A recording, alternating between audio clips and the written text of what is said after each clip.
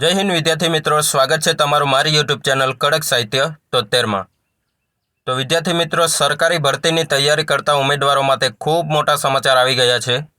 ગુજરાત હાઈકોર્ટે બમ્પર ભરતી બહાર પાડી છે।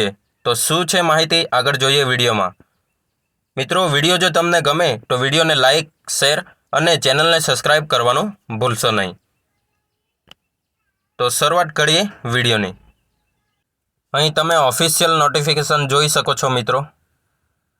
આ બે વેબસાઇટ પરથી તમે ઓનલાઈન ફોર્મ ભરી શકો છો। અહીં તમે જાહેરાત ક્રમાંક પણ જોઈ શકો છો।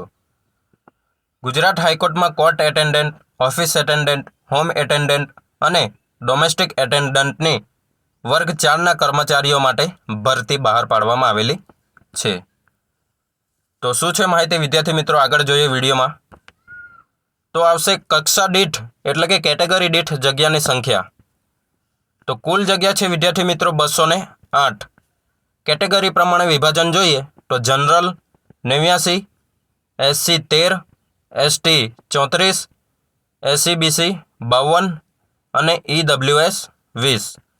મહિલાઓ માટે કક્ષા કે કેટેગરી પ્રમાણે વિભાજન જોઈએ તો જનરલ 29, SC 4, ST 11, SEBC 17 અને EWS 7।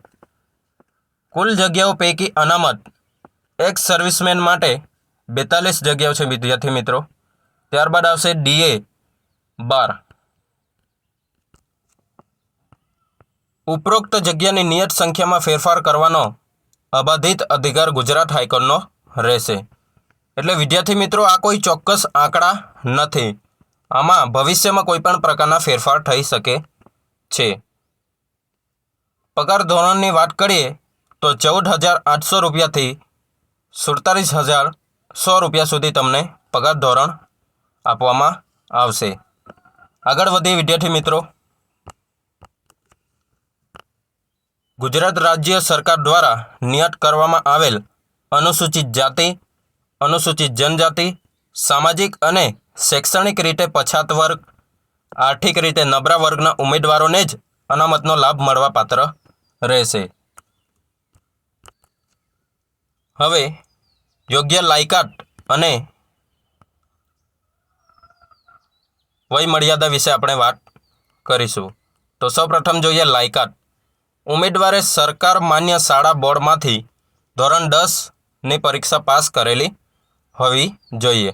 વિદ્યાર્થી મિત્રો, અહીં SSC જે લોકોએ પતાવ્યું છે એ લોકો માત્ર ફોર્મ ભરી શકશે। ત્યારબાદ આવશે વયમર્યાદા। વયમર્યાદા ઓનલાઈન અરજી કરવાની છેલ્લી તારીખના રોજ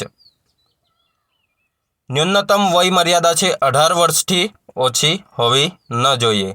ત્યારબાદ આવશે મહત્તમ વયમર્યાદા 35 વર્ષથી વધુ ન હોવી જોઈએ।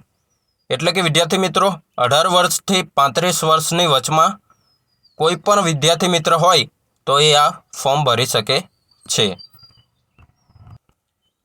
આગળ વધીએ વિદ્યાર્થી મિત્રો।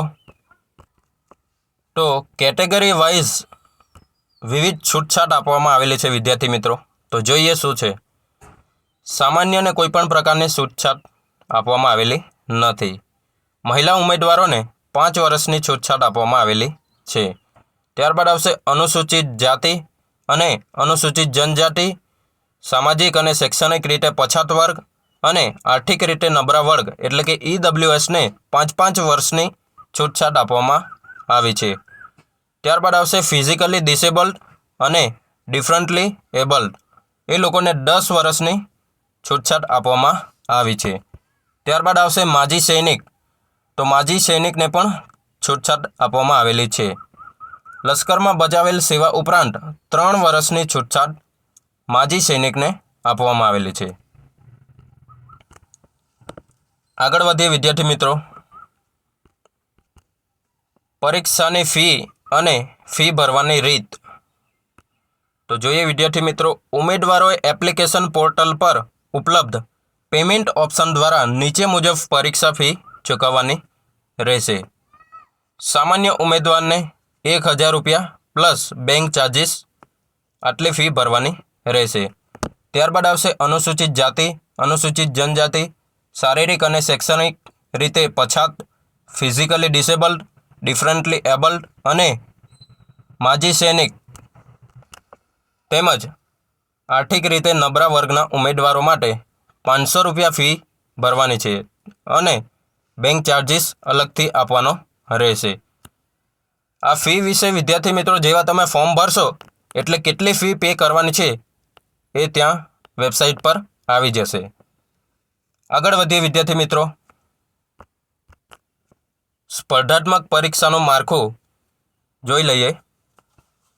હેતુલક્ષી પ્રકારની લેખિત પરીક્ષા રહેશે. એટલે કે વિદ્યાર્થી મિત્રો આમાં MCQ ટાઈપ પરીક્ષા રહેશે. હેતુલક્ષી પ્રકારની લેખિત પરીક્ષા કુલ 100 પ્રશ્નો તથા 100 ગુણની રહેશે. હેતુલક્ષી પ્રકારની લેખિત પરીક્ષાના પ્રશ્નપત્રની ભાષા ગુજરાતી રહેશે. એટલે કે વિદ્યાર્થી મિત્રો તમને જે પ્રશ્નપત્ર આપવામાં આવશે એ ગુજરાતી ભાષામાં રહેશે. દરેક ખોટા ઉત્તર દીઠ અથવા એકથી વધારે ઉત્તર પસંદ કરવા બદલ 0.33 નકારાત્મક ગુણ રહેશે.